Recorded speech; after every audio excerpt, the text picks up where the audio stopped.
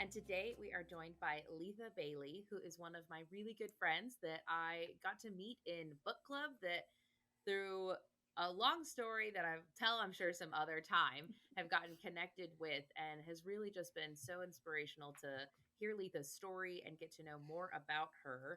And today, in particular, we're wanting to talk about kids and emotions. We have talked a lot about how to live an intentionally freaking awesome life. And considering May is Mental Health Awareness Month and even Maternal Mental Health Awareness Month, hard to talk about these things without talking about our emotions and how this impacts the kids in our lives and how we interact with them. So, with all of that, let's first start off. Letha, can you tell us a little bit about yourself and just give us some background on who you are?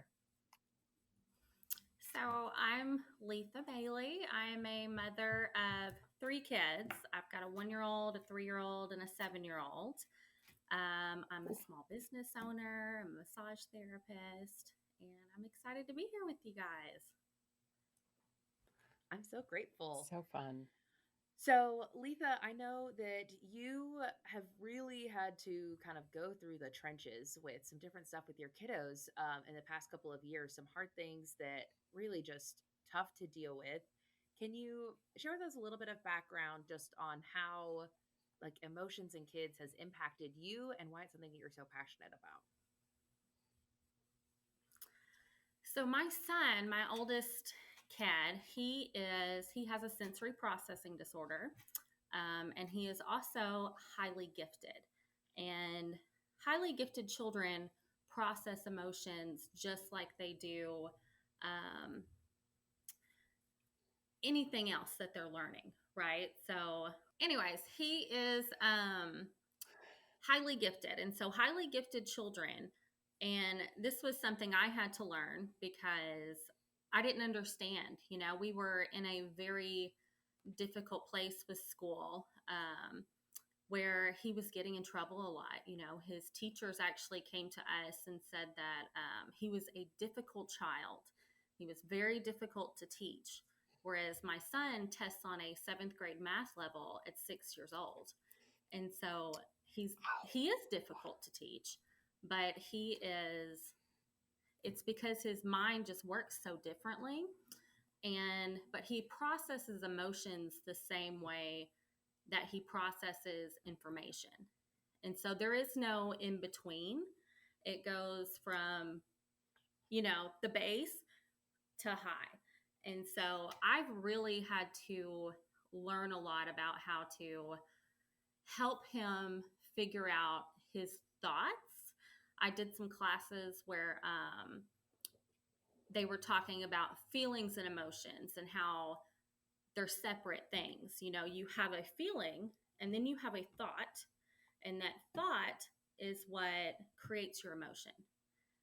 And so helping him kind of navigate that to be able to understand this is how your brain is actually working through that has been a game changer for him. But he's had really high anxiety. He's a really high anxiety kid, terrified of the world a lot of times. And yeah, it's been a journey, but he's doing really good and we're in a really good place right now. I would imagine that the anxiety comes from when you're that bright and intelligent that you can literally imagine all of the worst case scenarios in probably Yes. Technicolor, I'm guessing, or do you even have enough of a sense? Is that what the where that comes from? Yes. Oh, absolutely. I Like, yeah. I he read or I was listening to a book that was saying how those of us that are very bright use our imagination to our own detriment. And so that's what resonated with me, is that we can imagine all the terrible, terrible things that can happen. So I had never thought about it affecting kids in that same way. Yeah, and he's very much a black and white child, whereas like my middle one, Mm. I mean, the world is rainbows to her. But he's very black and white. Like, this is the rule. This is, if this is the rule, he's going to follow it. And he does not stray from that. Like, his imaginative side really isn't there as much as like say my neurotypical children, um, because it's very much like, this is how it's supposed to be. This is the rule. This is what we're doing. Like we were at the pool and there was a big sign that says no jumping or diving. And my grandpa was like, we were the only people there. And my grandpa said, Will, why don't you show me how you can jump in? And he looked at him and looked at the sign and he said, Papa, it says no jumping or diving in the pool. I'm not allowed to do that.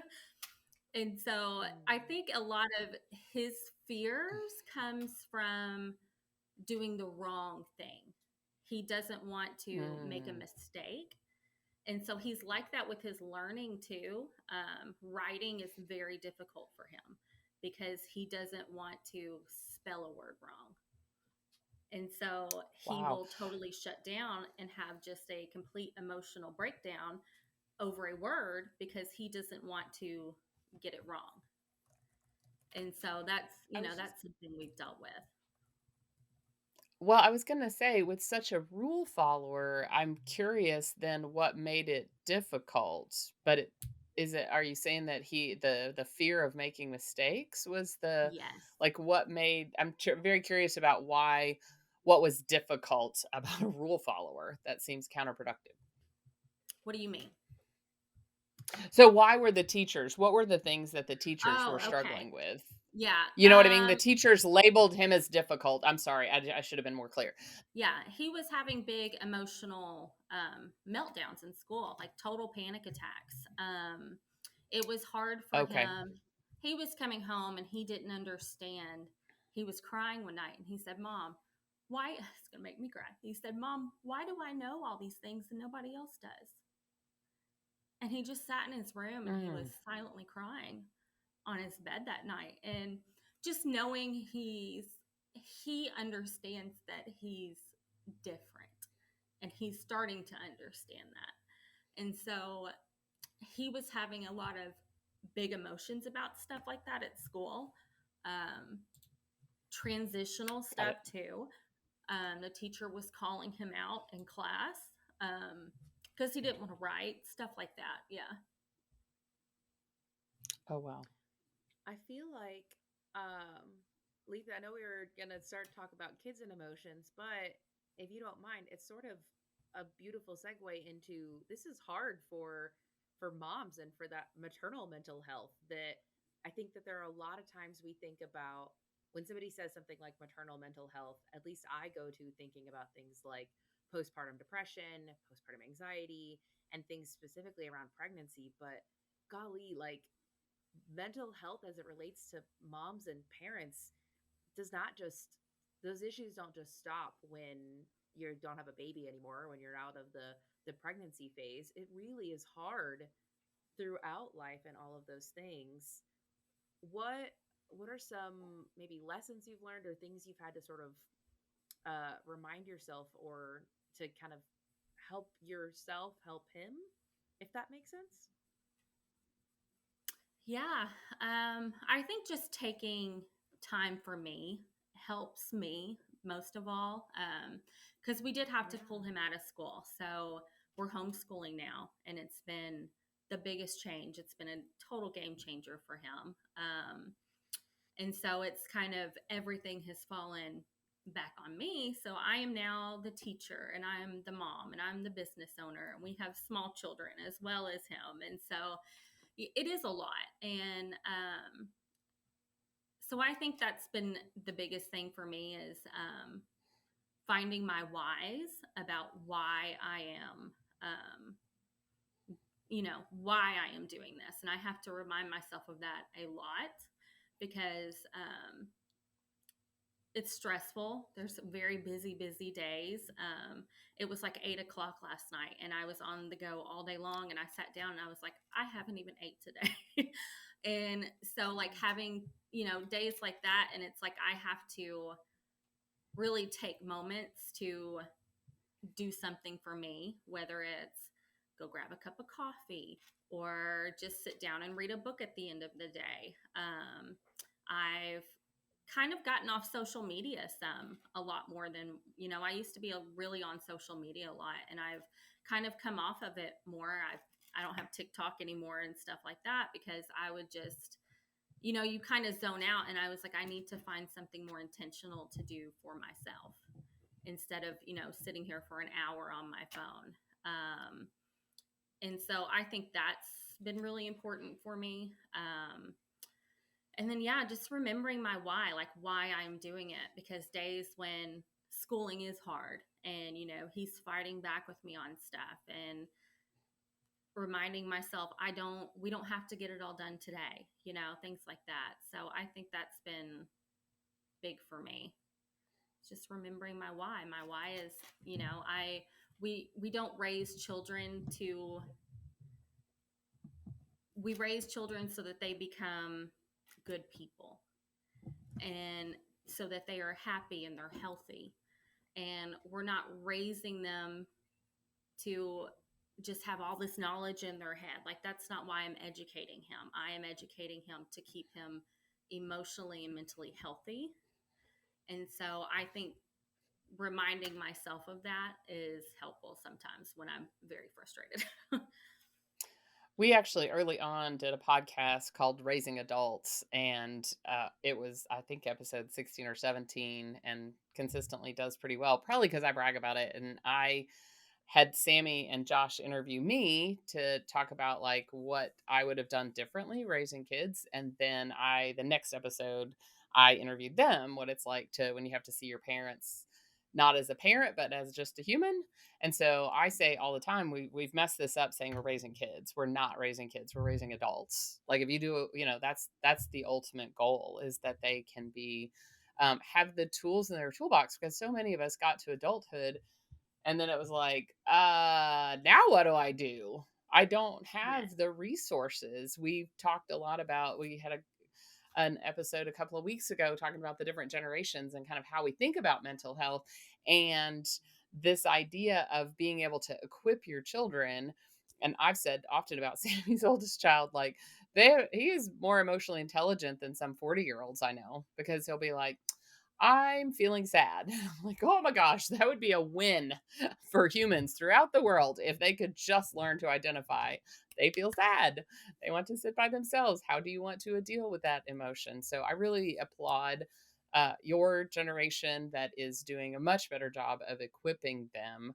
Are there some, you mentioned teaching him about, we talk about emotions being sensations and then your thoughts and your feelings, but as long as people are getting the idea that they're two different things, two different sides of it, I love that. Are there other things, tools that you've been able to teach your son about emotions and kind of that resiliency that could be helpful to other moms?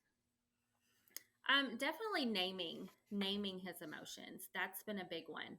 Um, whether he's angry or he's, hurt. He used to just be like, he would explode, and then he wouldn't be able to tell us what it was that was wrong. And so really teaching him to name his emotions. And my 3-year-old does it now too. Like they got into a little fight this morning like kids do. And she came and she sat in my bed and she said, Bubba really hurt my feelings and made me sad. And I'm like, that's so good that you're able to say that. And I think for us as parents, validating their emotions is big. Being able to make that connection Yes. and be like, yes, you are sad, and I see that you're sad, and that's okay to feel sad. And, being able to help talk them through it. But they have to be able to name it for you to validate it, I feel like. Yeah. So Did I you would to love to teach them add, that? oh, Oh, go ahead. I No, would jump love in, to Sam. add part of that for our family. It took, when they were really young, when we started this, sometimes I would have to offer up the vocabulary words. When you think about, you have to yes. teach your kid how to brush their teeth and you have to teach them how to put pants on, which I don't know why nobody covered how to teach your kid how to put pants on in any parenting manual, but you have to figure out how to teach them these things. In the same way, we need to teach them what emotions even are. If you think about, they're going to learn what colors are and they only learn by the repetition. You teach them emotions in the same way, to say, it sounds like, or it looks like you're feeling sad right now. You're crying. This thing happened to you. This looks like sadness. And, or it seems like you're really angry. This happened and you're upset. You're disappointed. Like, it started out with us offering, this is what it looks like you're feeling, or this is what it sounds like you're feeling. And then as Henry got older and more used to that, he then would sometimes say, no, I'm not sad, I'm angry. And so by giving him options and words, that's really for us where it started. And I think could start at any age, whether you're doing it with littles that are just learning words or elementary kids or even older. What does it look like they're feeling? And honestly, that kind of response, when you're having a big emotional reaction in your face, it's really tempting to match that energy and send it back, and to then match anger with anger or sadness with sadness. But if you can kind of stay neutral and say it sounds like you're feeling really angry, or it looks like you're really angry, that makes sense. Those are two things. It's one, that sounds like, here's the name of the emotion. Two, that makes sense, validate. And I think those, sometimes you have to model it for them as as they start to learn what emotions are, because just like they don't know colors or letters, they also don't really know what emotions are. Different than colors and letters, they will still experience all of those emotions whether they know the names or not. I will That's really add to good. that too. Modeling is one of the biggest things that you can do for your children, is to, like, we get frustrated, we get sad, like we, get angry, and being able to tell our children, mommy is frustrated right now.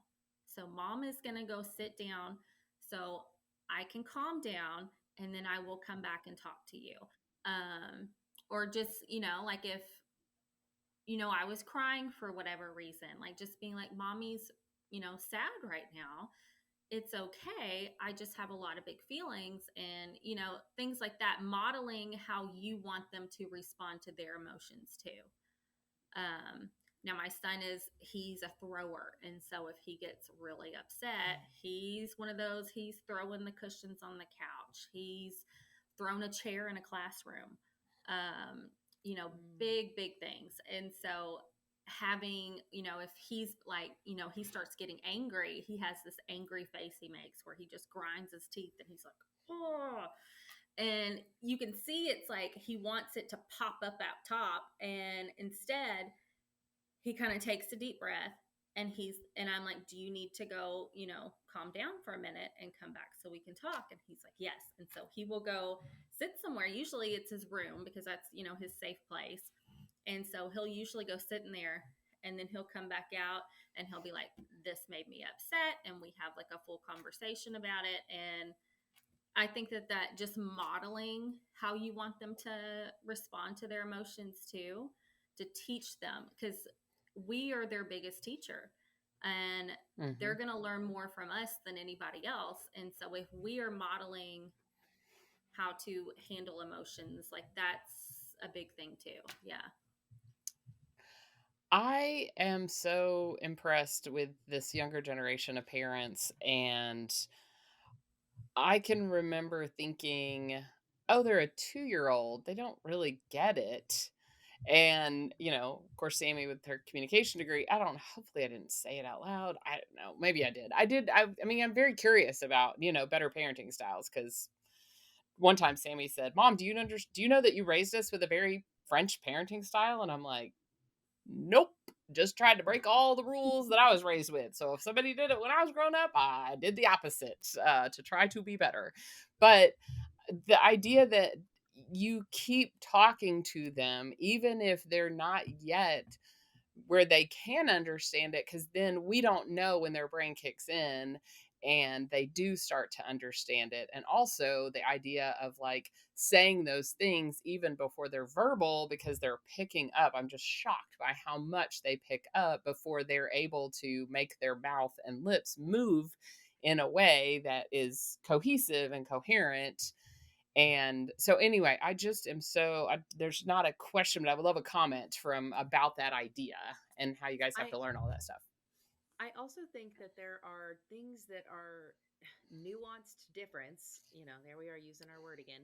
Um, like Letha, you talked about Will going to his room to calm down. Henry will do the same thing, but it's so different than go to your room to calm down with a stern finger Yes. and like a timeout than the offer to say, do you need time alone? And for Henry, I know that we have talked about there are times whenever you have big feelings, sometimes you want to be with somebody, sometimes you need to talk about it, sometimes you want to be alone or other options. And he will now has had enough reps that he can choose and will decide, yeah, I want to be alone for a little bit and I would like to be alone in my room.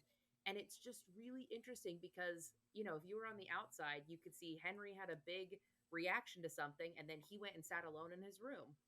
That is pretty similar to kind of an older style of parenting that you had a big emotional outburst and you had to go to your room to calm down. But it's so different when he chooses, I've learned enough about myself that in order to handle this emotion, I need to remove myself from the situation. And Letha, I'm just so excited for whenever our kids become adults, because imagine a world full of adults that can identify their emotions and say, hey guys, I need to take a step back for a moment because I can tell I'm getting really worked up. Let me have a moment and then I can come back and we can have a more productive conversation. Like, that is change makers out there gonna really make a difference. Um, what, Letha, I know in the modeling world, it has been a steep learning curve for me because I remember the first time I told Henry, we cannot hurt other people when we're angry. And then he goes, what can I do? And I go, oh crap. What can you do when you're angry? You're right. I don't know because I don't know for myself what I do when I'm angry. How have you had to go about sort of learning some of these skills and this emotional regulation for your own self in order to lead your kids through it? Therapy, to be honest. um, I love we that. I grew up in a we're in it for very it. like volatile household. There was a lot of kind of violence and anger in my house, from my parents, from my older brother. Um, and so I did not know how to handle my emotions. And especially when I was in my 20s, because I didn't know how to handle my emotions, I did a lot of really dumb things and trying to find a way to handle my emotions. And it wasn't until I had my son that I realized, oh crap, I don't even know how to handle this. How am I supposed to teach him how to handle it? And I started going to therapy, and it's been the most helpful thing I think I could have ever done, not just for me, but for my family. Um, and so just I want working to through things with her. Yeah. I want to ask you a follow up to that because Mhm. I get a lot of pushback from people because I kind of joke and say, if you were raised by humans, you're going to need some therapy. If you're raised by wolves, you might be okay.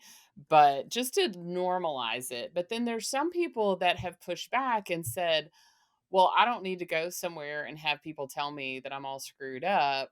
So, can you get a little more granular on why therapy helped you? Is that okay for me to ask that? Because there's really Yeah. some skeptics that, and like we talked about, even with the Gen X, like, oh my gosh, you're so courageous. You went to therapy. And it's like, no, you're not courageous. You just need some tools. You just need a little bit of learning how to do this thing. So, anyway, can you Yeah. talk a little bit more? I think everybody should do therapy, whether you think I you're messed agree. up or you're not. There are ways that we can all grow. And therapy isn't, it's about healing, but it's about growth. It's about becoming who you want to be. And I think that's the biggest thing is, who wants to sit there and think, "Oh, I'm so screwed up all the time." Like, I mean, who wants that life, Like, we want to be okay. And so Mm. I went through a lot of depressive episodes. I drinking, drugs, you name it. In my early 20s, I probably did it. And I was drowning, to be honest, just because I didn't know how to do life. I didn't know how to be with myself. Um, I didn't like myself for a long time. I wasn't taught love. I didn't know what love was until I had my child, and I remember when I first met my husband, even, and I was married before and we got divorced. And I think a lot of that was I didn't know how to be loved. I didn't think that somebody could love me, because of the things I was told as a child, growing up the way that I did. And then, you get to a point to where it's like you're doing all of the wrong things, and you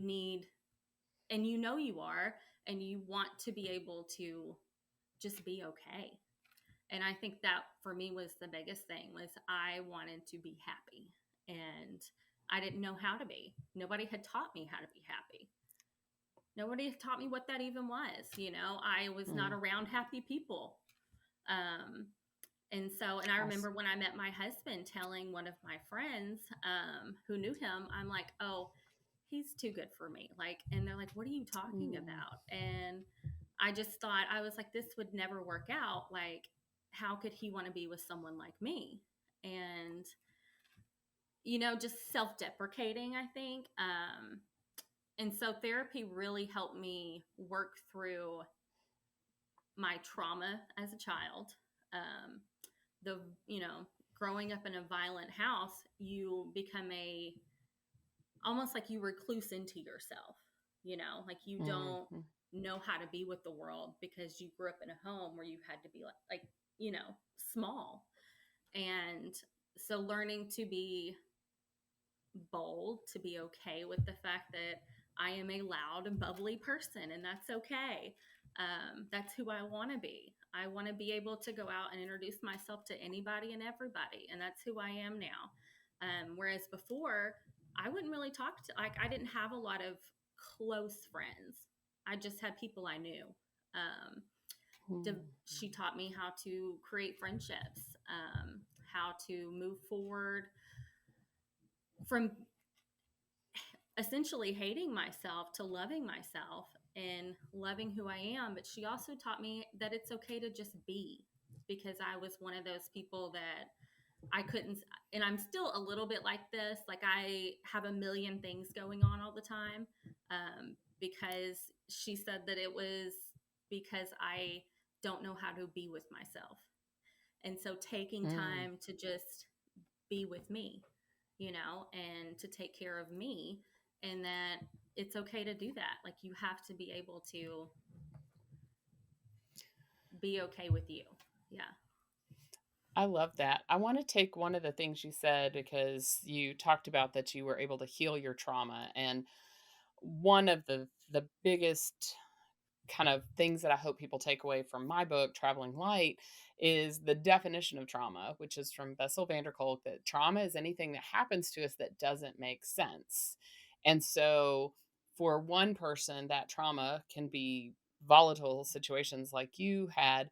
Sami has talked about on this podcast, one of the times that I lost my mind when my mother-in-law was in the hospital, and, I screamed at her, or screamed at the car load of kids, and that was traumatic. And we're not to compare our trauma, because those are very different scenarios, but we do have to reconcile, and we have to learn to make sense. And even on, it may have been on the podcast, or she'd already resolved it, I don't know, but she talked about being able to see, oh, my friend Angela having 3 small children, and her mother-in-law ended up dying. And like this, it was, oh, now I understand what was happening with this person, this human that was raising 3 small children. It was still hard for me as a 12-year-old, but, and so one of the things that I see that I just want to keep affirming about this, your generation, is that when you are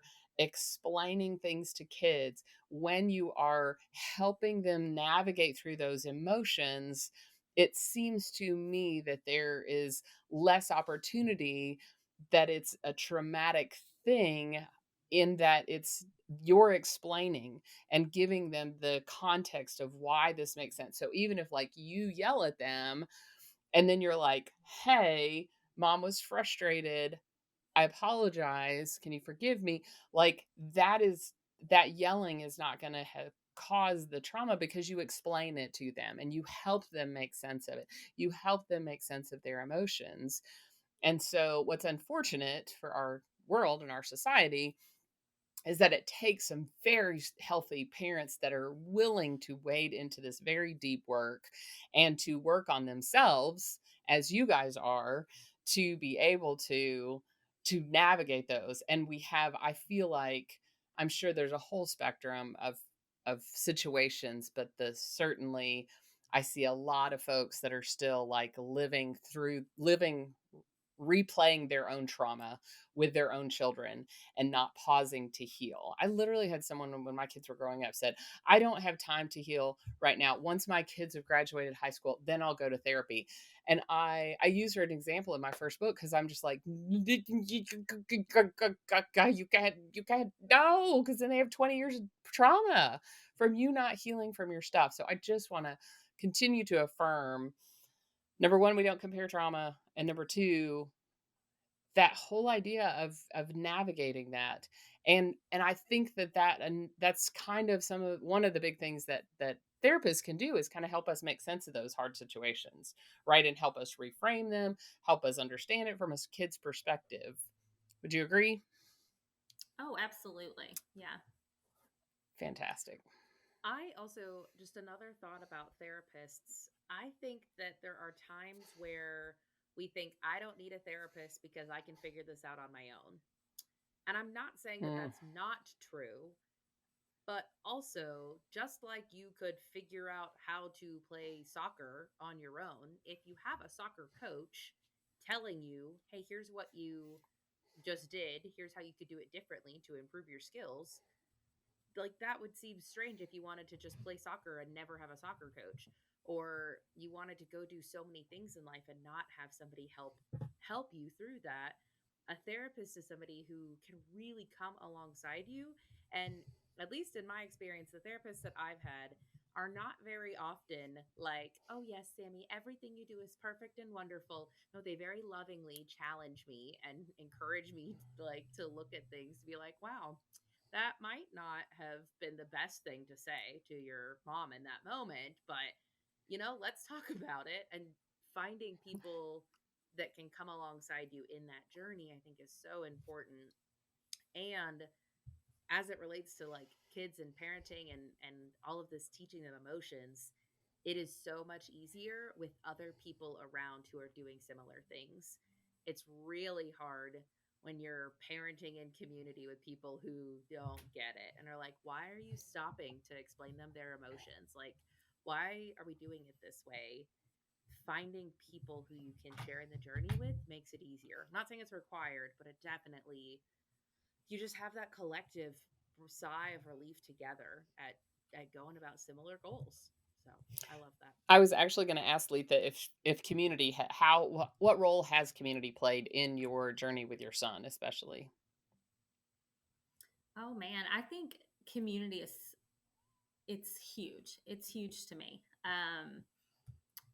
When we moved to Northwest Arkansas, we didn't know anybody. And my husband and I, when we had Will, we didn't have anybody that had kids that were friends of ours. And we were kind of entering into this just a different phase in our life than our other friends. And being able to find, like Sami said, like minded people who are rooting for you and who love your kids just like you love your kids. And I'll never forget the first day. Like, I had this big meeting at like kind of a group get together at my house to start our mom group we have.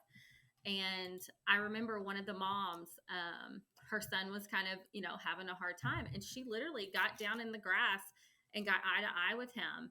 And I had never seen anybody do that before, and just talk to him like normally and validating. And I feel like watching other parents parent teaches you also how you want to parent, and it helps you grow as a parent. And I tell that person all the time, I'm like, the way that you parent your children, like I admire it so much, because she is very intentional with her Mm. connections and her words with them. And so I think just being around people that you want to be like, but also people that you're like-minded with, um, helps you Mhm. grow a lot, especially, as a mom, and the kids having a community, they love it. They have so much fun. They have more fun than we do sometimes. When I was in therapy when Sammy was 2, I can remember I did not like this therapist. He was terrible. And I still kept going because I kept learning some stuff. I got some of it out. Anyway, he would go, "What do you expect? She's 2 years old." I don't even know what I said, but I just remember that was his answer one time. And finally, he's like, "I think you need a mom mentor. I think you need to watch other people, like watch another mom. You didn't have any good models of parenting." And so I was like, I called my friend and I was like, what a dumb idea. Like, who is going to take time out of their busy schedule to be my mom mentor? That's just the most bizarre thing ever. And she goes, I'll do it. And I went, you would? And she goes, yeah, you already come to church on Tuesdays for women's Bible study. Why don't you and Sammy just come over after and we'll just have lunch on Tuesdays? It'll be great. And I'm like, huh, that's weird that you would do that. Like now it doesn't seem weird. But back then, when you're so full of shame and so haven't started your journey, you think, why would anybody spend time with me? Why would anybody invest in me? And I remember one of the times, like her kids were riding, it was raining outside. So they were riding their tricycles around and round and on her wood floors. And I was like, oh my gosh, I can't believe you let them do that. She goes, wouldn't that have been so fun when you were a kid? And I was like, yeah. And she goes, who cares about some wood floors, man? I want my kids to have fun.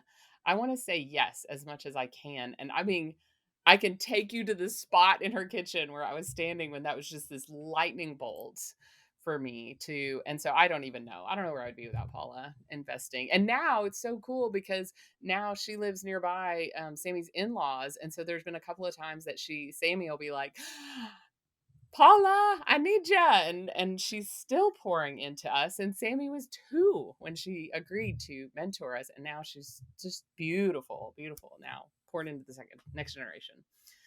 Something my therapist told me a few years ago, it was right after I had Maggie, and I was in a bad postpartum depression with Maggie, and so like I was in the thick of it. And she said, Letha, she said, I think one of the most helpful things you can do is to play with your children. She said, if they're going Mm. down the slide, you go down the slide too. And she said, if they're running in the sprinklers, you go run in them too. Go play in the mud with your children. Go. And she was like, whatever your Wow. children do, I want you to do too. And we came back the next week, and I had done that, and we had gone out to the gathering place with some friends. And I remember my friend Rebecca looked at me and she said, this is the happiest I think I've ever seen you is today. Wow. That's And so beautiful. it was. And I will never forget her looking at me and saying that to me. And Yeah. when I had talked to my therapist about it the next week, and I was just volunteer, I was like, like this is life changing for me. And she said, Mm. you heal your inner child by being a child with your children. Oh, mm. Mic drop. That's beautiful. Yeah. Letha, that's so good. Thank you so much. Letha, do you have any like last tip or advice that you would give for parents as they're navigating their kids' emotions or helping them on this journey? To be on the journey, be present, be intentional, and create the life that you want to create. And I think that's a big one too, is we all want to be happy, and so we want our kids to be happy, and that's what we're doing. That's the goal. Mm. So good. Thank you so much. Thank you for joining us today and for sharing a bit about your story and all of the just tips and advice. And as I feel like learning about your journey can help each of us to take something away for our own. So thank you for your vulnerability and just being willing to share with us today. It's been really wonderful. Well, thank you guys for having me. I'm so glad y'all invited me to do it. Absolutely. Okay. Thank you guys for listening, and we hope you guys go be freaking awesome.